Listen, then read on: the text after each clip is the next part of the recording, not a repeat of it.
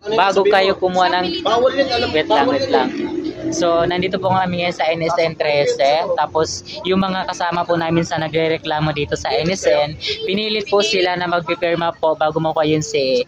Pinapilit po sila na magpirma na hindi daw po sila nagrereklamo sa DOLE. Pero po, ayaw po nila magpirma, pinipilit po sila. Anong pinilit ka talaga? Pinilit po ako na pirma. Sinong accountant? Sa HR po tapos.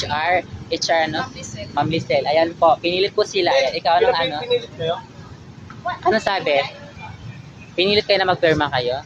Ano? Sumama na kayo para matapos. Tara na. Report mo na ako dito. Oo. Please na, anong i-report? Nire-report ko na yan. Utay mo. Ayaw kunin niyo. Napakabuko kasi. Ba't kayo pumirma? Bakit kayo Sabihin mo doon, bakit kayo pinapapirma ng HR? kasi yung CA namin ay... Ayan po, pinipilit kami dito ng HR na magpirma dito. Sa papel lang. Susuntuin ko yung HR na yan. Pinipilit po sila na magpirma. Ano nangyari dito sa NSN 9? Ba't nagagulo na? Wala silang karapatan na magpilit na magpirma kayo bago makuha yung CA na yan. Gago ba yun? Kunin na lang natin yung ano, yung papel. Ibalik na lang natin O, balik niyo yung pera. Balik nyo na lang yung pera. O, yan. Ano nyo na lang yan. Balik yung pera. Balik nyo na lang yan. Papaano kayo dyan? Oo, uy, balik nyo na yan.